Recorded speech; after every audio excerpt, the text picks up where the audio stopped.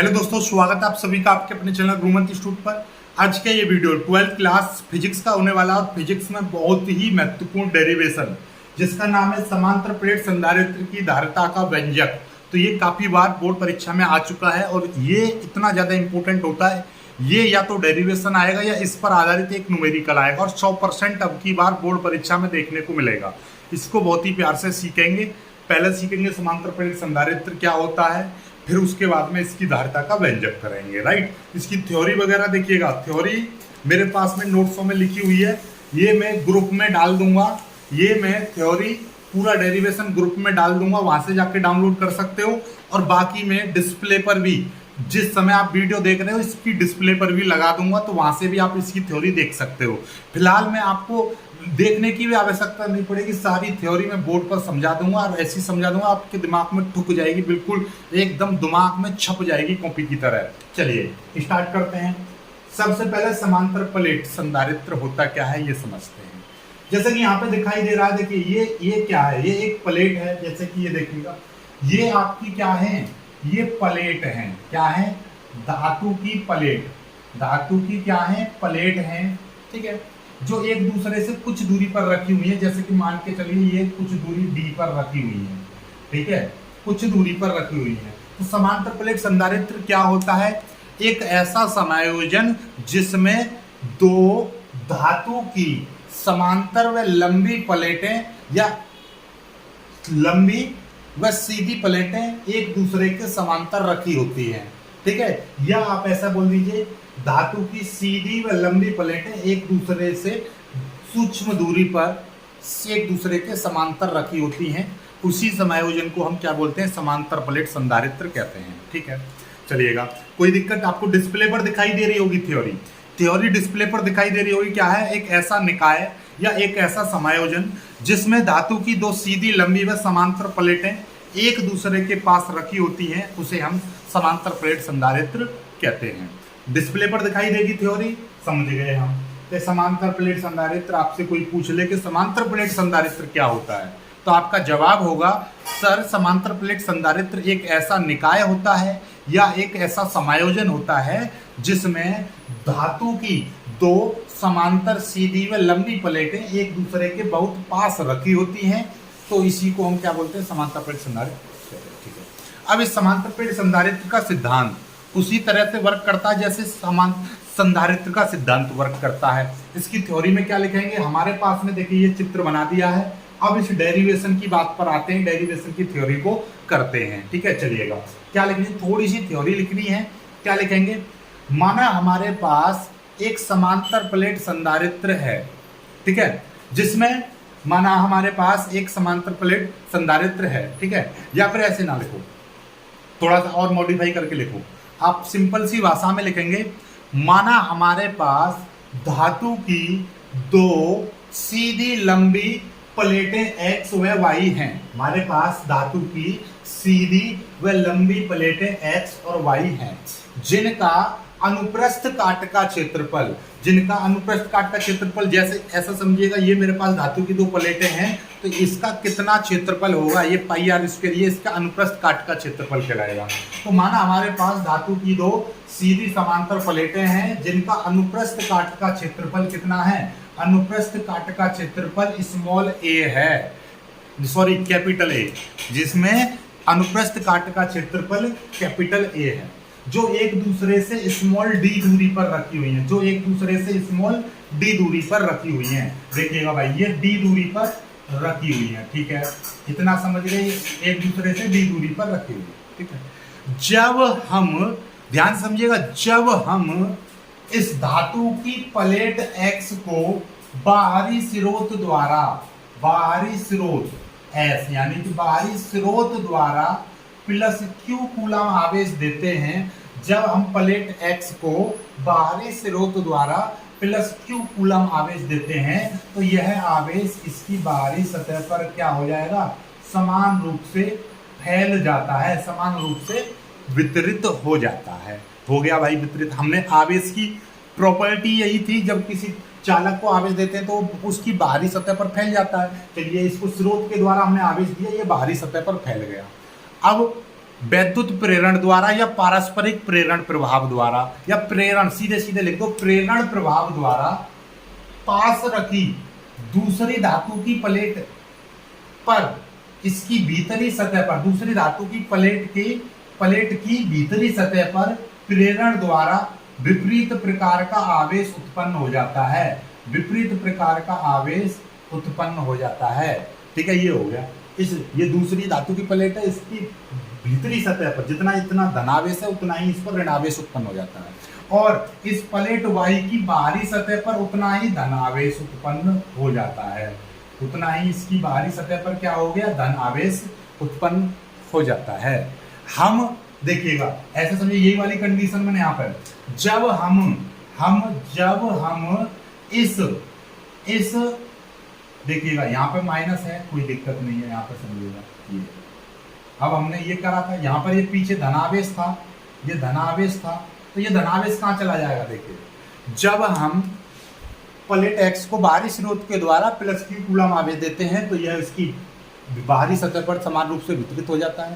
पास रखी दूसरी plate Y पर प्रेरण प्रभाव द्वारा प्लेट वाई की भीतरी सतह पर उतना ही ऋण आवेश तथा इसकी बाहरी सतह पर उतना ही धन आवेश उत्पन्न हो जाता है।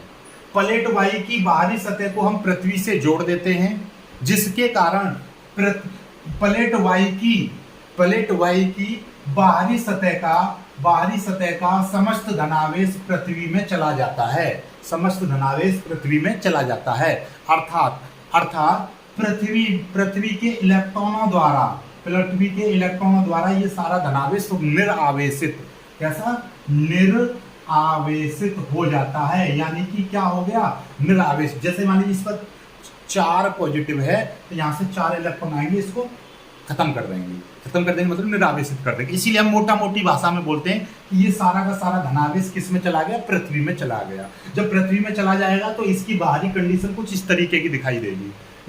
प्लेट वाई का समस्त धनावेश पृथ्वी से जुड़ा होने के कारण पृथ्वी में चला जाता है, और इसकी भीतरी सतह का ऋण आवेश ज्यों का त्यों बना रहता है, और यह ऋण आवेश लगातार प्लेट एक्स के विभव को कम करता रहता है। यह जो ऋण आवेश है प्लेट एक्स के विभव को लगातार कम करता रहता है, जिससे इसकी चालक की धारिता बढ़ जाती है। ठीक है, चलिए ये इसकी क्रिया विधि है, यही इसका प्रोसेस है। ठीक है, यही थ्योरी आपको देखिएगा, यही थ्योरी आपको देखने को मिल जाएगी इसमें। यही थ्योरी जो भी मैंने आपसे बोला है, ये पूरी की पूरी थ्योरी मैं आपको डिस्प्ले पर दिखा दूंगा। ठीक है, डिस्प्ले पर दिखा दूंगा, चिंता ना करो, जैसी वीडियो खत्म हो जाएगी ये सारी की सारी थ्योरी में लगा दूंगा। ठीक है, चलिएगा अब यहाँ तक आपको देखिए, ये चित्र बना लीजिए, चित्र 1, चित्र 2, चित्र 3, तीनों को चिन्ह बना लेना। ठीक है, जाके आपको समझ में आ जाए। चलिए अब डेरिवेशन को सीधे सीधे तरीके से करते हैं, सीधा सीधा तरीका, डेरिवेशन खत्म हो जाएगा। देखिएगा, आप लोग जानते हो जब किसी चालक पर या धातु के तार पर या किसी चालक पर जब आवेश फैल जाता है तो आवेश का पृष्ठ घनत्व निकालते हैं। ठीक है, हम क्या निकालते हैं, आवेश का पृष्ठ घनत्व। तो प्लेट पर, ठीक है, यहाँ पे लिख देंगे प्लेट के आवेश का पृष्ठ घनत्व सिग्मा बराबर हो जाएगा Q/A, ये होता है। ठीक है, क्यों है क्योंकि हमने पहले ही बताया है कि इस प्लेट का जो क्षेत्रफल है, प्रत्येक प्लेट का क्षेत्रफल A है, दोनों की प्लेट का क्षेत्रफल A है, और इसको हमने प्लस Q कूलम आवेश दिया तो यह आवेश इसकी बाहरी सतह पर फैल गया। तो इसके एकांक क्षेत्रफल में कितना आवेश है उसी को बोलते हैं इसके आवेश का पृष्ठ घनत्व। ठीक है, आवेश का पृष्ठ घनत्व हमने निकाल दिया, सिग्मा बराबर Q/A। अब आप एक चीज और पढ़ा था पहले चैप्टर में, आपने एक चीज पढ़ी थी, एक डेरिवेशन आपने पढ़ा था, जब किसी चालक तार पर हम बाहरी स्रोत से हम आवेश देते हैं तो ये आवेश इसकी बाहरी सतह पर समान रूप से वितरित हो जाता है, और इसके द्वारा किसी भी बिंदु पर हम वैद्युत क्षेत्र की तीव्रता, यदि इस फैले हुए आवेश के कारण यहाँ पर हम वैद्युत क्षेत्र की तीव्रता निकालेंगे तो वो तीव्रता कितनी होगी, किसी आवेश से, फैले हुए आवेश के कारण जब हम वैद्युत क्षेत्र की तीव्रता निकालते हैं तो वो कितनी होती है, E बराबर σ/K/ε0। ये होता है सूत्र।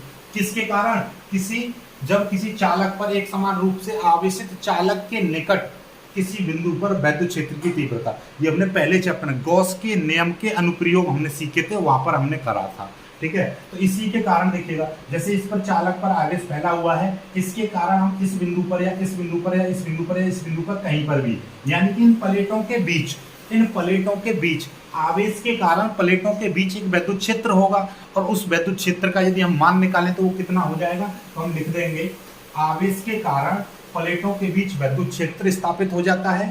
ठीक है, इस आवेश के कारण, यहाँ पे लिख दो, आवेश के कारण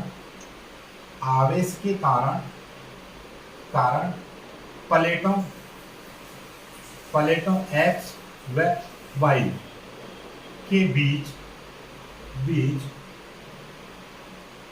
वैद्युत क्षेत्र की तीव्रता। ठीक है भैया, वैद्युत क्षेत्र की तीव्रता E बराबर क्या हो जाएगा, सिग्मा अपॉन के एप्सिलॉन जीरो, सिग्मा अपॉन के एप्सिलॉन जीरो।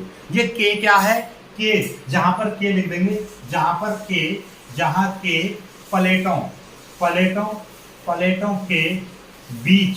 प्लेटों के बीच के पदार्थ का परावैद्युतांक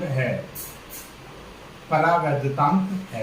मान के चल रहे हैं भाई, तीन प्लेटों के बीच में वायु भरी हुई है, जब वायु भरी हुई है तो यहाँ पर K बराबर 1 ले लेंगे। यदि कोई और पदार्थ जैसे कागज, मोम, तेल या कांच, कोई अलग पदार्थ भरा हुआ है तो उसका परावैद्युतांक यहाँ पर लगा देते हैं। ठीक है, इसलिए ये हमने K लेकर चले, कोई दिक्कत नहीं आता। ठीक है, अब हम मान के चल रहे हैं भाई, जब आपको पता है कि इसके बीच, दोनों प्लेटों के बीच की दूरी D है, और दोनों प्लेटों के बीच का हम विभव, क्योंकि यहाँ पे विभव भी होगा, सिंपल सी बात है, जब आवेश है तो विभव भी होगा, तो हम मान के चल रहे हैं, माना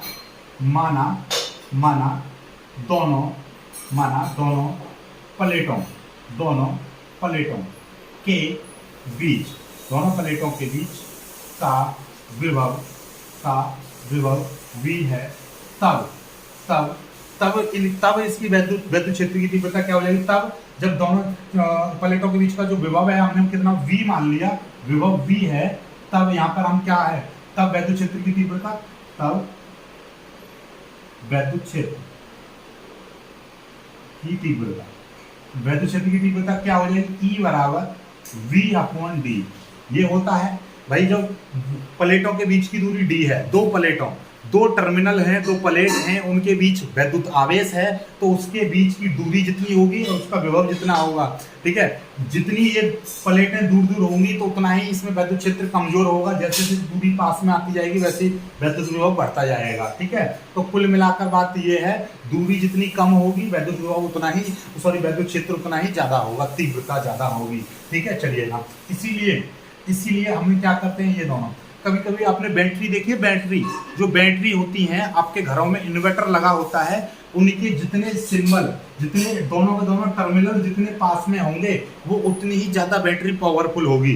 जो कम वाट की या कम वोल्ट की बैटरी होती है वो उनके बीच के ये जो टर्मिनल हैं उनके ज़्यादा दूर लगे रहते हैं, लेकिन आजकल सभी बैटरियों में ये टर्मिनल बहुत पास में लगाए जाते हैं, तो उनके बीच की दूरी जितनी कम होगी वो बैटरी का वैद्युत क्षेत्र उतना ही ज़्यादा होगा। ठीक है, चलिएगा, तो ये V अपॉन D, ठीक है, ये हो गया। यहाँ से V का मान निकालेंगे तो V बराबर हो जाएगा E इंटू डी हो जाएगा। V बराबर E का मान ये रहा, समीकरण 1 से E का मान कितना लगा देंगे हम, सिग्मा अपॉन के एप्सिलॉन जीरो इंटू ये हो जाएगा D, ये हो गया। ठीक है, कोई दिक्कत नहीं है। ठीक है, टेंशन नहीं लेना है किसी प्रकार की। और सिग्मा का मान यहाँ से रख सकते हो आप, सिग्मा का मान यहाँ से रख देंगे तो क्या हो जाएगा, ये देखिएगा, ये हो जाएगा आपका, सिग्मा का मान रख देंगे हम Q अपॉन A, ये सिग्मा का मान हो गया, ये K एप्सिलॉन जीरो, और साथ में ये D हो गया, A नीचे आ जाएगा, तो V बराबर हो जाएगा Q इंटू डी, A नीचे आ जाएगा, A epsilon zero A, sorry K epsilon zero A, क्योंकि A जो है नीचे आ गया। ठीक है, चलिएगा, ये V का मान निकल आया, ये विभव का मान निकल आया, लेकिन हमको क्या निकालनी थी, हमको तो धारिता निकालनी थी, और धारिता बराबर क्या है, प्लेटों के बीच की धारिता निकालनी थी।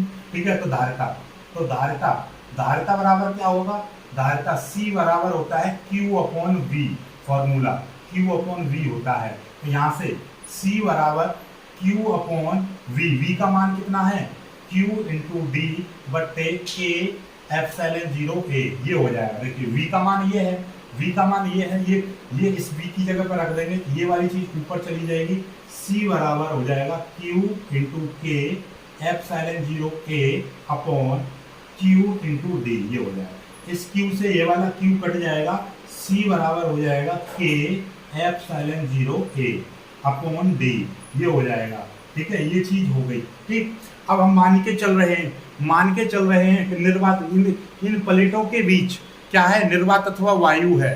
ठीक है, निर्वात अथवा वायु है, क्या है, निर्वात अथवा वायु भरी हुई है। वायु के लिए के बराबर क्या लेंगे 1 लेंगे, तो C बराबर क्या हो जाएगा, C बराबर हो जाएगा epsilon 0 A upon D, epsilon 0 A upon D, ये हो गया।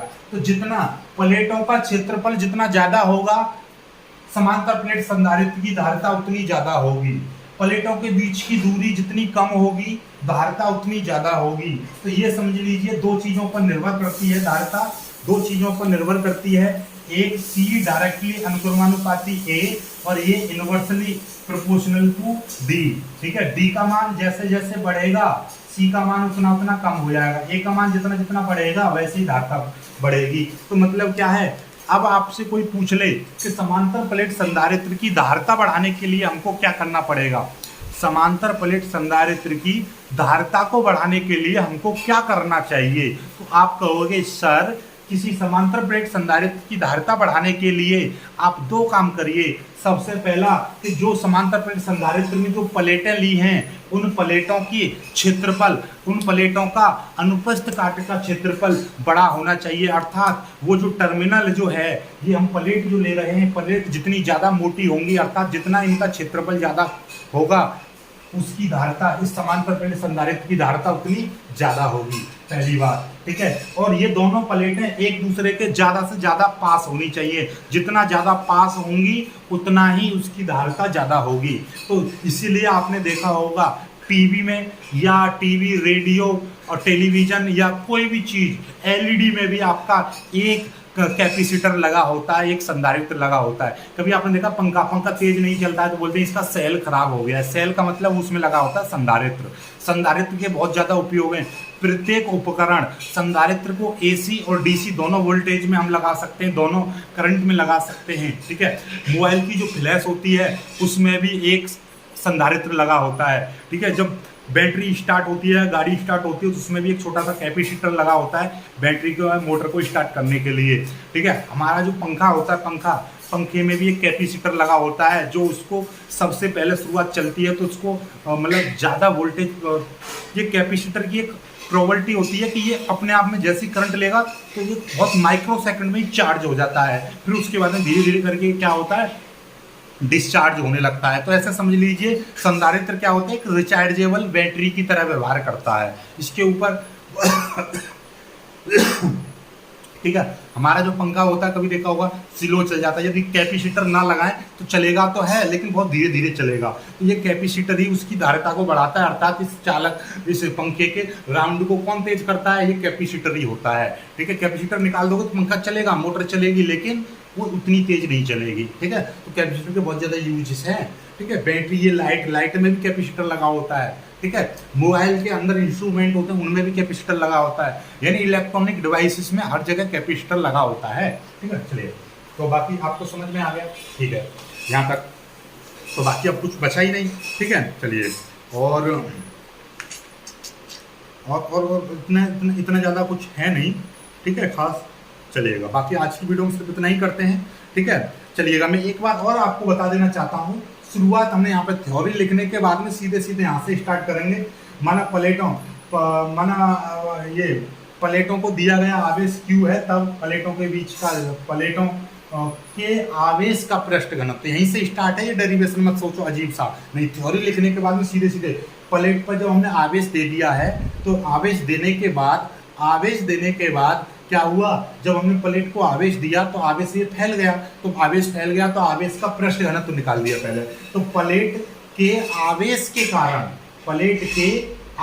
का पृष्ठ घनत्व, ठीक है, प्लेट के आवेश का पृष्ठ घनत्व निकाल लिया, ये आवेश का पृष्ठ घनत्व निकाल लिया Q/A। फिर निकाला दोनों प्लेटों आवेश के कारण दोनों प्लेटों के बीच, यानी कि आवेश के कारण दोनों लिख दीजिएगा, यहाँ पर दोनों लिख दिए, दोनों प्लेटों x और y के बीच वैद्युत क्षेत्र की तीव्रता E बराबर epsilon sigma upon K epsilon 0। यहाँ पर सिग्मा क्या है, तो प्लेटों के आवेश का पृष्ठ घनत्व, प्लेटों के आवेश का पृष्ठ घनत्व होता है सिग्मा। यहाँ पर जो सिग्मा है ये क्या है, पृष्ठ घनत्व है, ठीक है। बाकी आपको पता ही है, यहाँ पर K परावैद्युतांक है, माना दोनों प्लेटों के बीच का विभवांतर V है, तो E बराबर V अपॉन D, D इधर आ जाएगा तो V बराबर E इंटू D, E का मान रख दिया यहाँ से, ये आ गया, ठीक है, D की मल्टीपल, और यहाँ पे अब हमने इसका सिग्मा का मान रख दिया, ये चीज आ गई, ये नीचे पहुंच गया, ये चीज आ गई। और धारिता, हमें तो धारिता निकालनी है, क्या है धारिता का व्यंजक, धारिता बराबर होता है C बराबर Q/V, V का मान निकाल दिया, ये ऊपर चला गया, Q से Q कट गया, ये और K की जगह पर रख दिया 1।